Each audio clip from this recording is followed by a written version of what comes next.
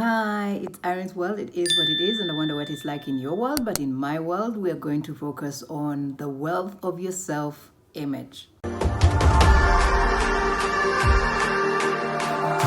It says we saw ourselves in our sight like grasshoppers, and in their sights, that's what we are. Self image, the self concept you've had about yourself, is what's going to determine how your life is going to express the experiences you're going to have.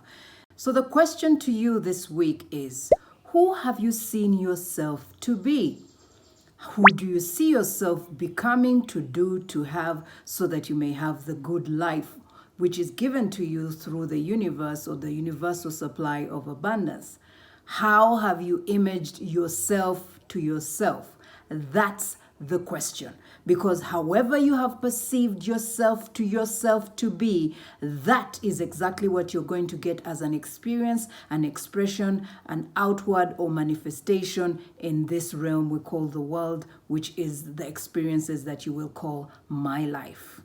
Once you identify how you have imaged yourself to yourself, which brings us to the second level of imaging, how do you see others perceiving you? The self-image given by others concerning you. So you need to also understand how you have let others image you. Well, the word of truth says we are all created in his image and likeness. And who is that image that we are all created in? The image of God. God is light, God is life, God is energy, God is good. There's only God, and so they can only be good. That is your first self-image of self. Do you know that? And the next level of imaging, how you have imaged others.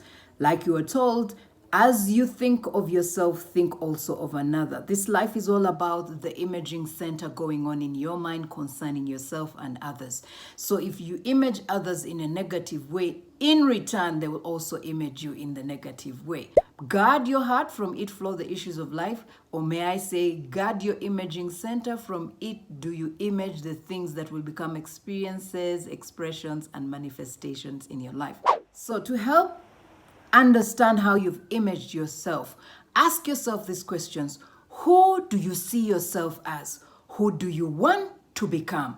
What do you want to do to become that who? And where do you see yourself receiving the things that solidify the who you've imaged yourself to be? And when it comes to how you have imaged others, don't look at the bad that tends to play out in them. See the goodness, which is the God that is asleep in them. That is how you should image them towards yourself. And by doing so, you awaken the sleeping God or goodness in them, and it can't help but be good and goodness towards you. Let me give you an example. If you're employed and you have a boss, how have you imaged yourself towards the boss? Are you the kind of person who they say, oh, go up and take this? No, I can't. I fear the boss. And yes, you will appear like a grasshopper before the boss. No wonder. You're the one who's eaten for lunch during the general meetings or the staff meetings.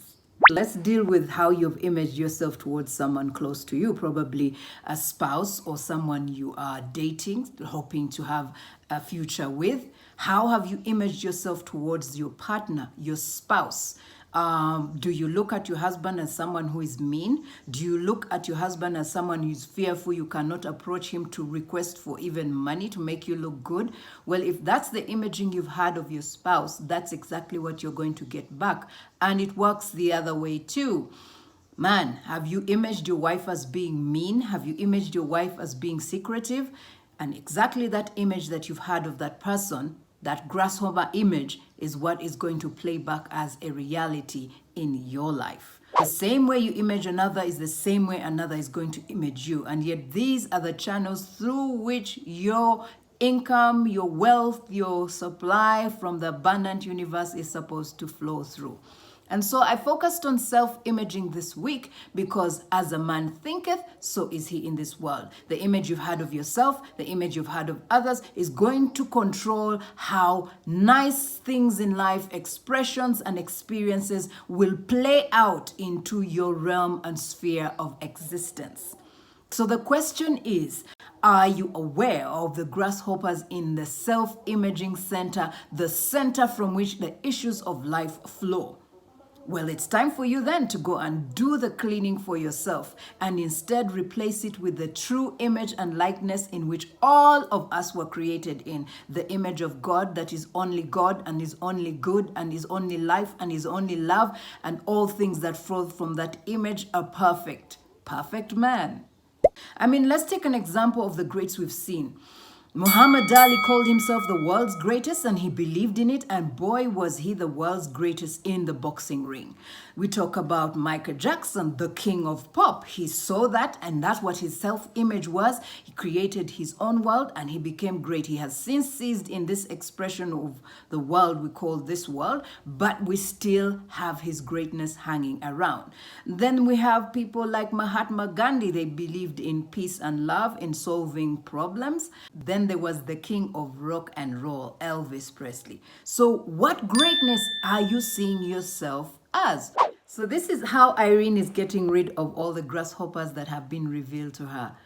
I am a divine diva who is successful in everything good that I think, feel, and act upon. I only draw towards myself healthy relationships to which I choose to serve all of my goodness so that the goodness in me may overflow and draw the goodness in them. So what is your I am greatness that you see and self-image yourself to be, to do, and to have?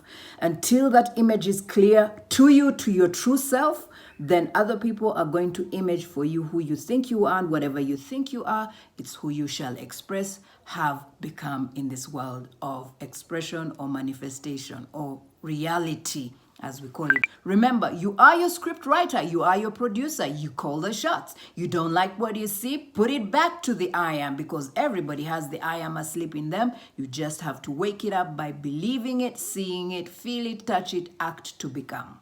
So I now say to you, you are the world's next greatest awesome waiting to excel. So go find the goodness and greatness in you and shine.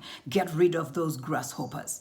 Time to go grasshopper caching. Get them, fry them, throw them out, and replace it with the image of I am. And I am is only all good, all great, all goodness, all God. But in Irene's world, I am the world's greatest awesome exhaling right here, right now, in my world and in your world. It is what it is.